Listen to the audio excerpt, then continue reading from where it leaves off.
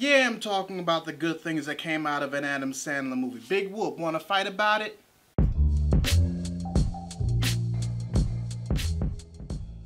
I admit, readers, I haven't really seen them for myself, but that hasn't stopped me from hearing about the quote-unquote travesties that are Adam Sandler's original films that he made for Netflix, thanks to the deal that originally consisted of 4 films that are worth $250 million.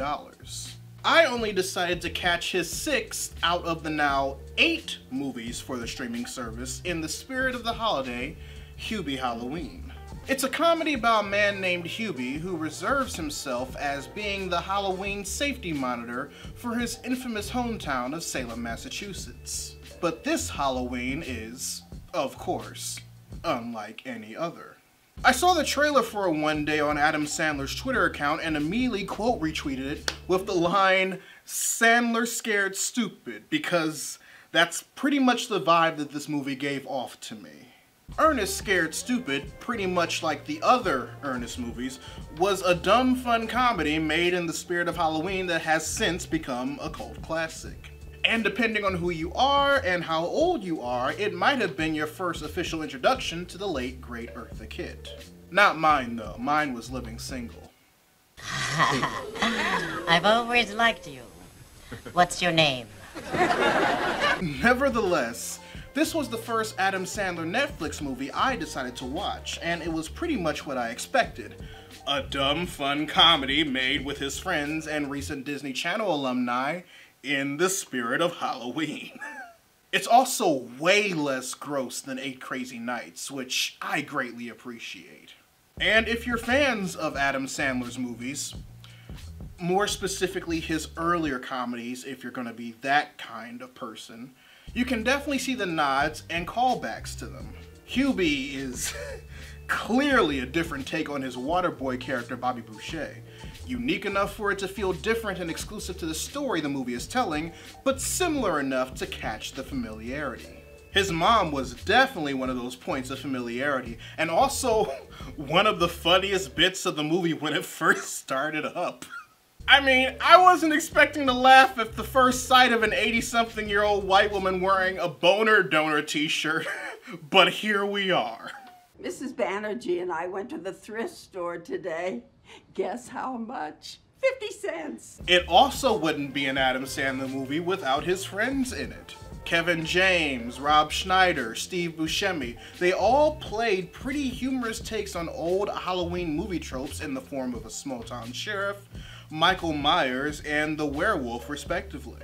So much so that the thought of it initially being a comedy parody of Halloween initially crossed my mind when I started to see shot-by-shot similarities. And while there is in fact a bad guy in the movie and there are shots of people getting got, it surprisingly leads up to a series of pretty dope messages at the end of the day.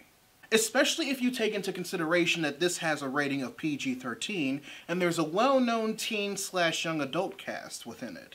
So here's what I was initially expecting from this movie after watching the trailer for the first time. A small-town loser who lives with his mother, because apparently that's still a thing people associate with being a loser, who constantly throws himself to the wolves by volunteering to chaperone all of the town's Halloween activities every year because of his love for the holiday, uses the weirdness he's constantly being made fun of to save said town from a dangerous threat in a way that'll have the citizens that once heckled him throughout his life start showing him more respect.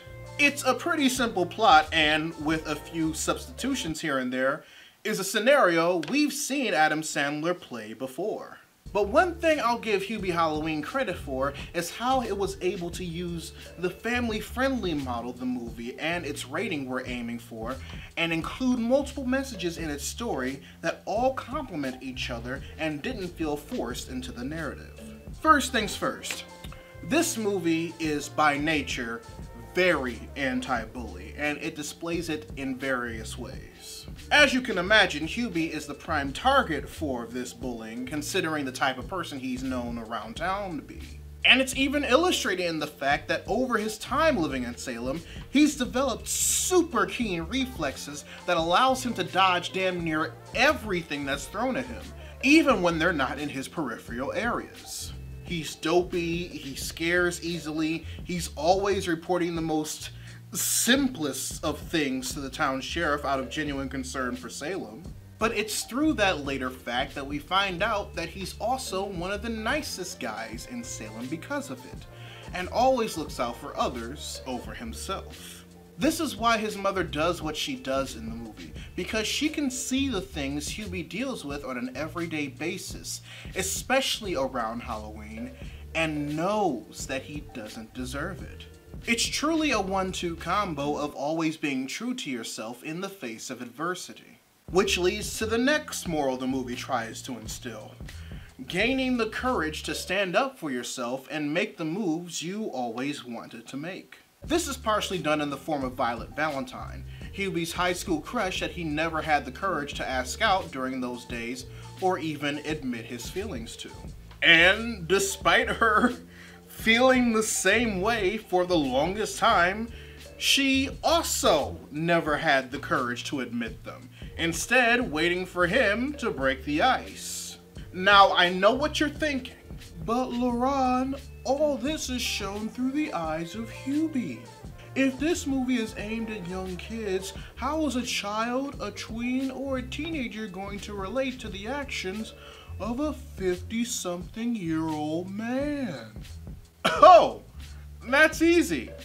They do it by having a couple of the kids in the movie go through the same struggles. The most prominent one being Violet's adopted son, Tommy, played by Stranger Things as Noah Schnapp. He's not necessarily dopey, but he's frequently bullied by upperclassmen at his high school. And when we're introduced to him, he does his best to try and appear cool in front of his crush while with his sisters. Coffee? Not hot chocolate? Oh, I don't drink hot chocolate anymore. You had one this morning. Well, I quit. Then the next time we see him and his crush at the Halloween dance barn, he tries to keep up the quote-unquote cool guy routine, but soon realizes that it's better to just be himself. And as we learn immediately afterward, Tommy's variant of being himself means standing up to bullies and helping people out when they need it. What a bunch of jerks. Should we go tell him it's a prank?